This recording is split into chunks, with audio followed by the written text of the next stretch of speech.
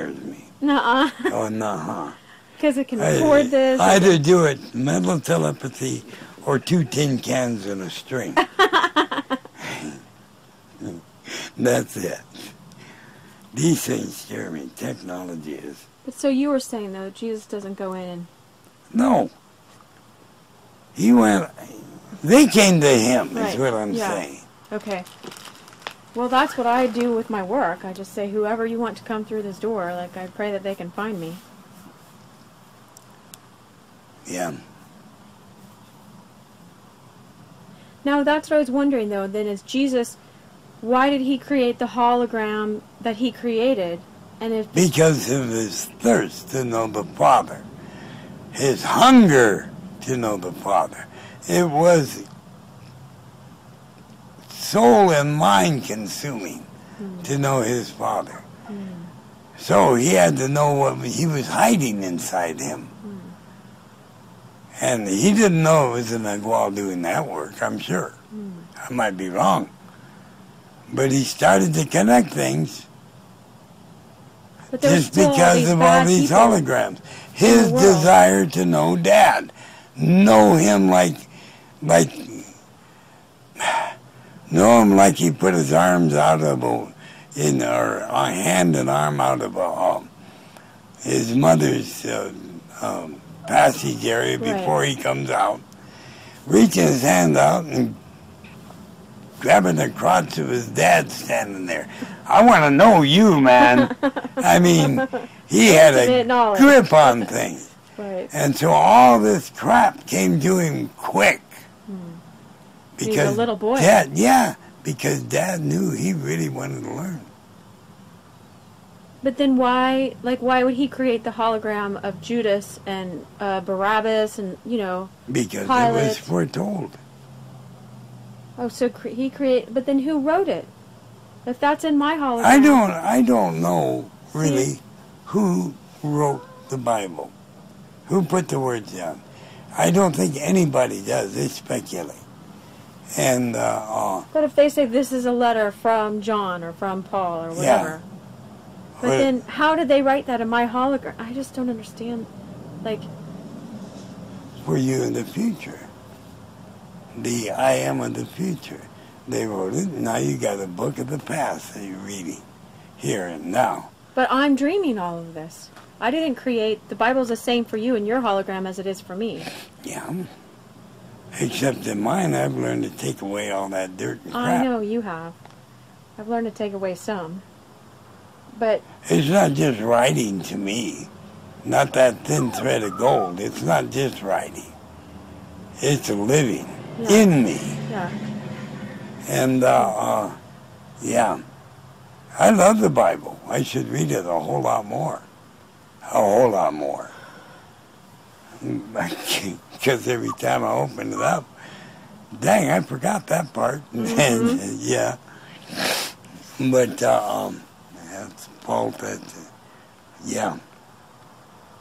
I know the basics that get me through life. I know the basics.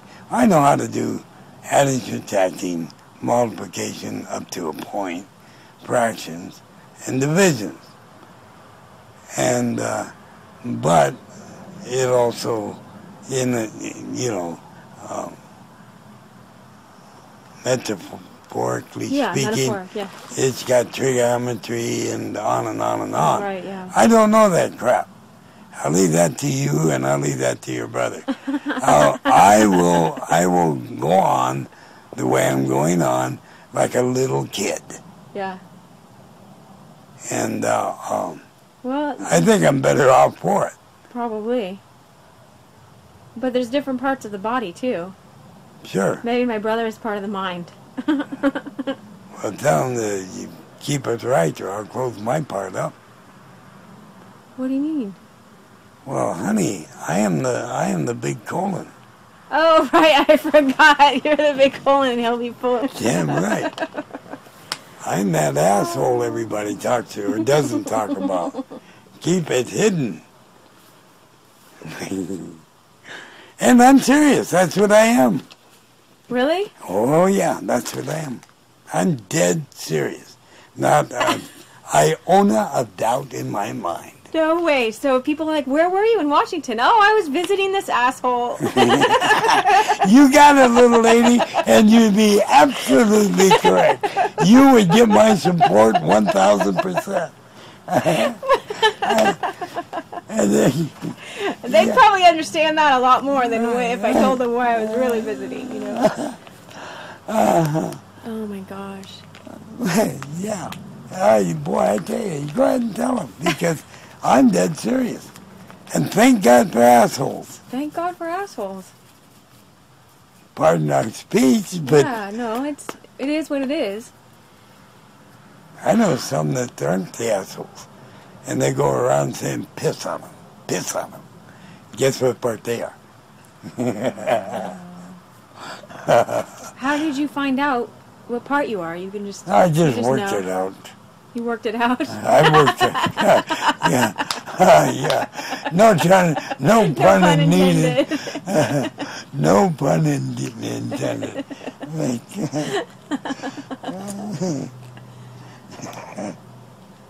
I wonder, though. I mean, it helps to know what part you are. What part are you? I don't know. I think I was thinking of it the other day. I say right now you're the ear. An ear? Yeah. Well, I'm listening all right. Yeah. I want to make sure to act on all this. You might be the ear and the mouth. Yeah, no, seriously. You hear, you contemplate. I do speak. And then you talk to people and you say, if you won't listen to me, I want you to go to talk to the asshole up in Washington State. You find out for yourself, and you check the scriptures, and then you come back to me before you make fun of me about talking to a T-shirt. Yeah. Yeah. No, I'm not ashamed of my part. Why should somebody? No. It's a dirty job, and somebody's got to do it. I didn't think ashamed. I just said, how did you find out? But you said you worked it out.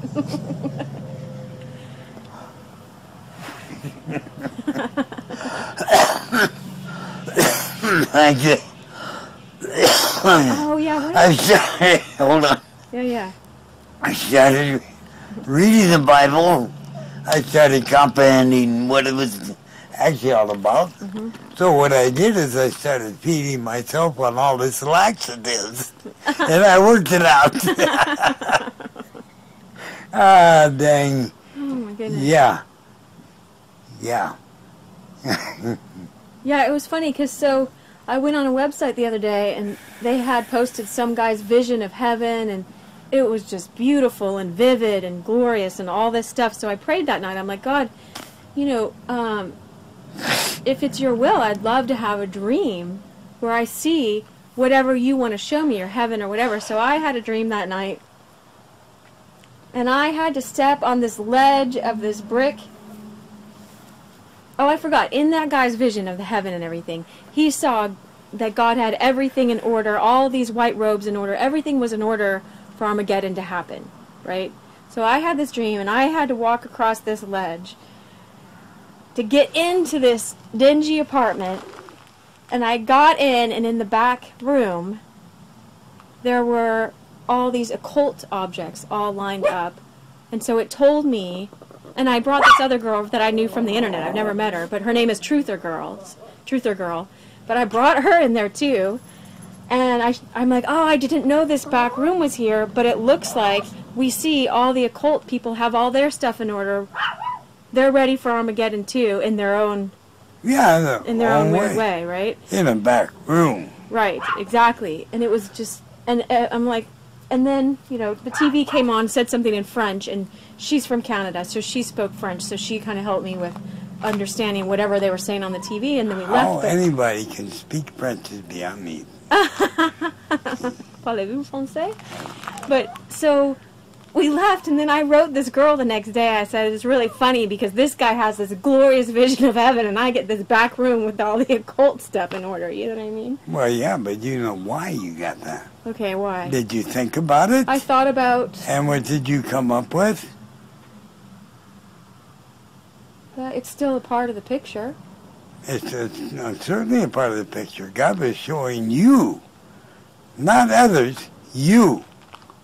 revealing to you the hidden stuff that's going on. Right. That little back room. Right. You're pretty fortunate. God is honoring you. He's saying, look at all the glory. Look at all the glory. But always know that there is a little hiding place with this evil there that wants to come out and infest everything.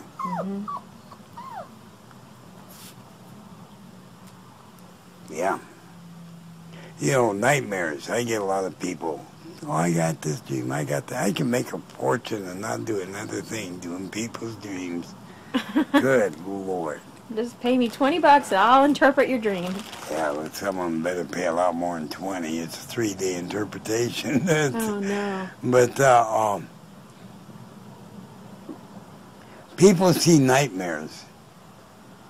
And I know there is no bad. I know that. It's all meant to be for a positive reason somewhere down the line. So I look at a nightmare as a good thing, but what good is it? What are they doing? What's it all about? And I show them the positive side of it. It's not a nightmare. It's a very good dream, you know, making you aware of your inner fears or whatnot. And I've yet to find a nightmare that's what people really call a nightmare. You know, I haven't found any. They're all there for a reason, and they all have a very good reason. And when I explain it to these people, they come back, I didn't look at it that way. You know? No, they didn't. You go into a huge area of nicely prepared robes and all that jazz, and that's all that guy saw. Yeah, that's what he saw. Yeah, and yeah, The shady apartment that I had to sneak into to get in the front door. Yeah. Yeah, you're coming in through the back, all right. Yeah. Sneaky little broad.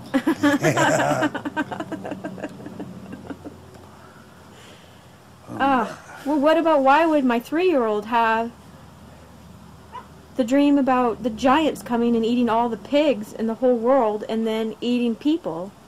Like, that wasn't good for him. I mean, in his mind. Well, no. I felt bad that he had to carry that dream. God is revealing to him the future. He's not understanding the giants, all the big things that are coming upon this earth and what's going to occur. Oh, look like giants to him. Well, sure, it looks like giants to a lot of people when it takes place. Yeah. It's almost incomprehensible. It's so much evil and bad, and they all seem to be looking for only one person, you know. And it's a scary situation. Right. But turn around and face the giant and say, get thee behind me, Lucifer. I've faced actual physical death. I died once, but death by knife, death by fights, all kinds of things. Many times over my lifespan already. And I didn't budge. I did not budge. And they did. They just turned around and gave up. No way. Yeah.